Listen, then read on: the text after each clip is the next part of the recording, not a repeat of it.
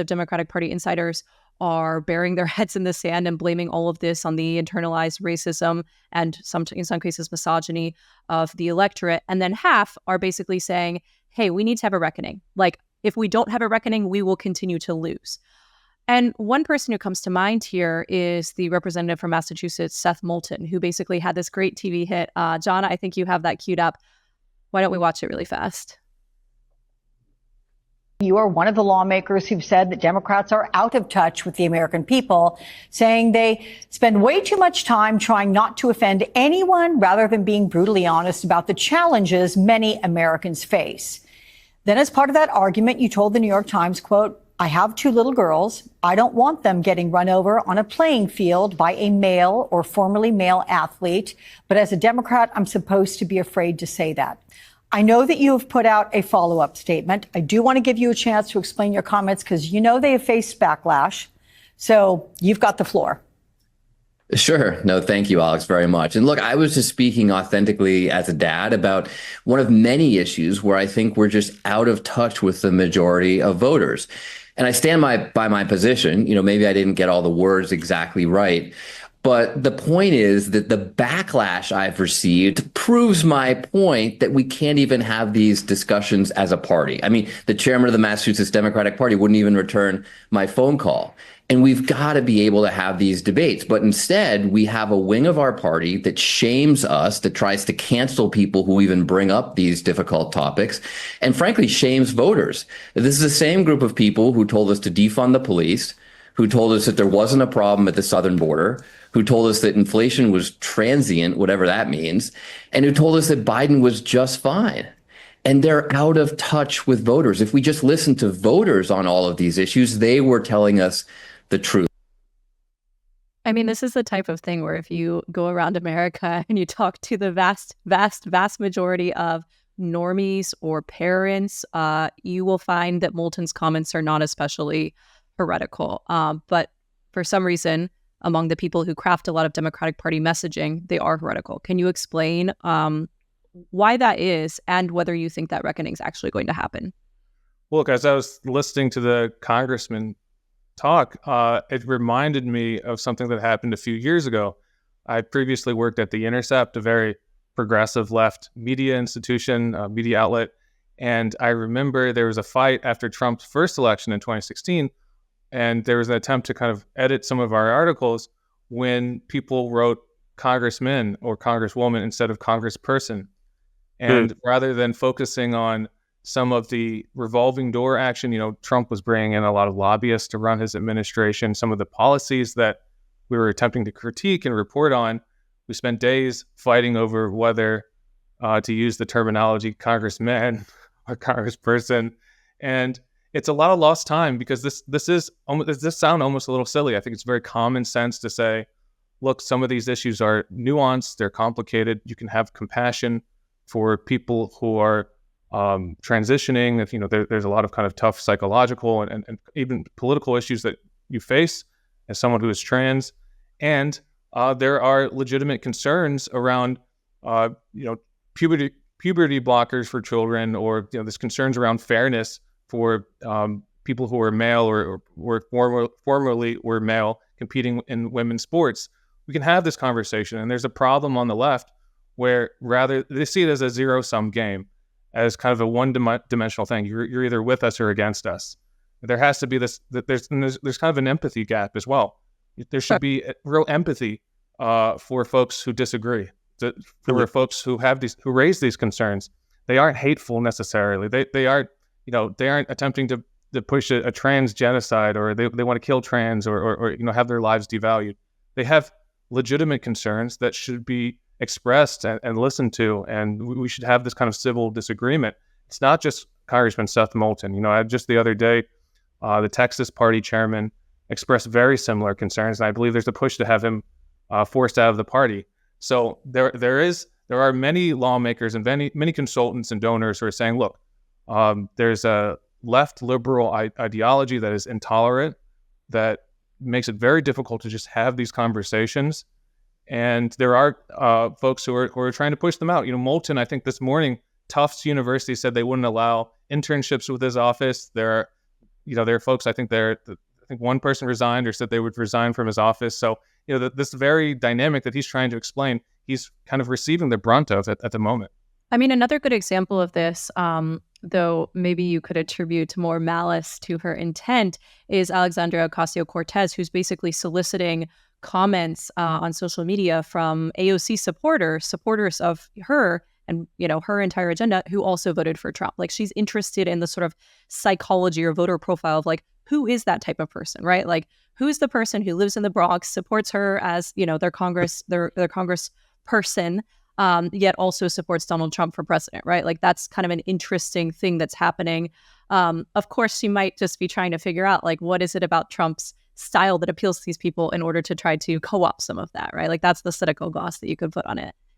Zach, I know you had a question. Oh, no, I just, that it's all really interesting. But like, does the fact that Moulton and some of these other voices are speaking out despite getting, canceled by Tufts or whatever else the backlash might be, does that give you hope that there is going to be a course correction? I mean, it seems like a very obvious political opportunity for the right person.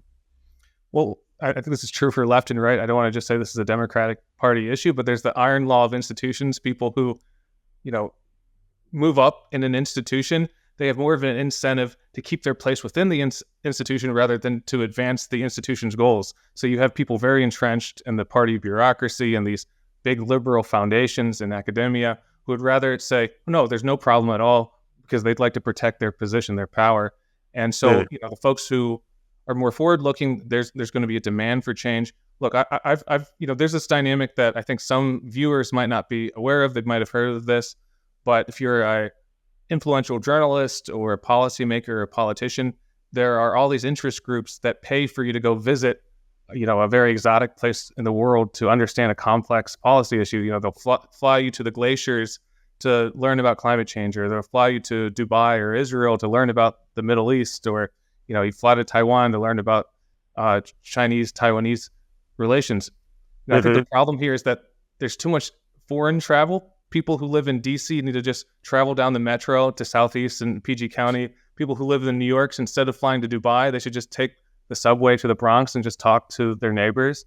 I mean, really, just come live in Queens. If you're a journalist, you don't always have to fucking live in Brooklyn, right? Like, for crying out loud. That's right. And look, I don't want to pretend to be higher than anyone else. I live in San Francisco, which is a bubble. I tried my hardest to listen to talk radio, to during the campaign trail, to go and just talk to normal people. Most people don't fit in neat ideological boxes. They will split tickets. They will have some right-wing views and some left-wing and some libertarian views. I mean, that's the average human being. And to not really, I think there's just this effort that's been compounded by the pandemic, that with the lockdowns, people are more glued to their computers and less likely to go out to just talk to people and connect with them.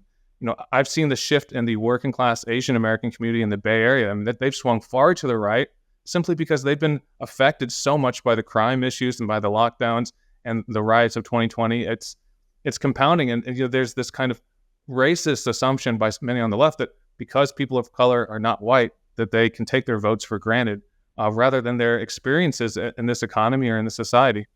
And, there's a lot of shock right now within, I guess, this Democratic establishment or consultant class, but it's not as though this, hints of this were not out there already. I flashed up this data from the Financial Times a little bit earlier. This was a survey that was conducted months ago, showing the gap between these groups on issues like the questions like, America is the greatest country in the world.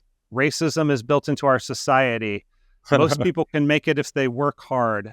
Government should increase border security and enforcement. On all of these questions, white progressives are just out of step with not only white conservatives, but just Latino and Black voters. Is there, of these kinds of issues, are there any that you think are particularly ripe for the Democratic Party to rethink its stances on going forward? Well, all of these. I don't know where to begin. I feel so privileged. I've been able to travel the world. You go to almost any other society in the country or in the world outside of America, people are less racist. People are less tribalistic. There's more in America. There's more mixed race couples than anywhere else, maybe except for Canada. People integrate in ways that are so beautiful. Like if one of America's true and incredible attributes is our ability to destroy old world bigotries and bring people together for a stronger national identity. And I think and social hierarchies, right? Like even in the UK, they still have a much more entrenched sense of class than what we do. Like in the United States, we legitimately believe in upward mobility and have a lot of evidence that can happen here. That's right. And that can be embraced. It doesn't have to be a left or right thing. And also border security. I mean, the spiciest one in that 4-category list is border security. Yeah. And I might actually have a column on this in a few days, but you look at we've got if you look there, Latino and Black voters are they're edging up to 50% on government should increase border security and enforcement, and white progressives are below 20%. I'm just spelling that out for our audio listeners. Could you do Latinx instead of Latinos? I apologize. I mean, yeah. I know you're Latino, but like still, as a Latinx man. But sorry, Lee, go ahead. Continue with your point about border security. Well, you look at the history of big progressive reform in America. It coincides with the lowest rates of migration. We had low rates of immigration during the New Deal. We had relatively low rates in the early 60s with the Great Society, mid 60s.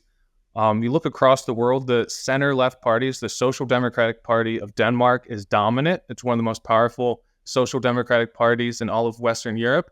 And that is a party that pivoted 10 years ago to being tougher on immigration enforcement, a little bit less welcoming to refugees and asylum seekers, a little bit more compulsory integration and assimilation, really like stopping these kind of immigrant ghettos that have formed in other parts of Europe and demanding more assimilation. Some of these ideas are seen as anathema on the modern left, but they seem to have worked for center-left parties all throughout Europe. And again, this is something that will be very difficult for the modern left to embrace, but you really just have to look at the successful Democrats across the board in this country. Jared Golden, John Tester, many of the Democrats who performed way above Kamala Harris, some of whom were victorious, some were not, but still outperformed the Harris campaign. They took a tougher line on border security. I think that's just a reality the Democrats have to catch up to. But is that too fundamental of a thing to compromise on? Like what you're basically saying is that they should, be more tactical if they actually want to win. But will that be a bridge too far? Is that too fundamental of a Democratic Party priority for them to compromise? Well, there are a few dynamics. One, the Democratic Party historically has not been so pro-open borders. It's really just since the first election of Donald Trump where Democrats kind of did a course correction to the other extreme. Started dismantling a lot of local immigration enforcement, the cooperation between sheriffs and ICE, and adopted a lot of the more extreme rhetoric. There's also the economic concerns. Historically, it was labor unions who really pressed for more immigration restrictions. That's true around the 19th and 20th century. And just broadly speaking, in terms of a value, it's hard to have a push for sharing the pie of expanding the social welfare state or asking for more taxation. If that pie is constantly changing, it's again part of just human psychology that you want a cohesive society before you ask people to sacrifice. Yeah, I felt this a little bit as a New Yorker, given the fact that the Adams administration has been so oriented toward, the provision of, free hotel rooms for recent migrants, EBT cards for recent migrants. And there's a little bit of the sense of like, well, I thought my taxpayer dollars as a New Yorker were supposed to pay for indigent New Yorkers, but it's not totally clear to me where that gets cut off. And the social contract kind of decays under those conditions because New Yorkers, I think rightfully and reasonably, even though I'm very pro increasing the number of immigrants we have in this country, have a little bit of this sense of like, well, I don't know which people qualify as the ones that my taxpayer dollars need to take care of. Yeah, that's right. And, this is also entangled in foreign policy. A big part of the migration surge we've seen, a big chunk of it was from Venezuela. There's very strong evidence to suggest that the previous Trump sanctions on Venezuela exacerbated that. We need a foreign policy where we're not destroying other countries, we're not invading them, we're not conquering them, we're not crippling them with sanctions. So we create this migration crisis both for Europe and the U.S. But yeah, progressives overall, there's this mindset that, look, part of the welfare state is kind of taking people who are fleeing poorer countries and rewarding them with citizenship or residency. It's just not sustainable. I mean, what's the number there? I mean, is it 5 million? Is it 15 million? Is it 100 million migrants that we can take in? There is just a limit, and it's peel back all the kind of moralistic language. We haven't had a serious conversation about it in the Democratic Party. Hey, that was a clip from Just Asking Questions. You can watch another one here or the full episode here. And please subscribe to our brand new channel to get us started off right and be notified when new episodes or clips go up. Thanks for watching.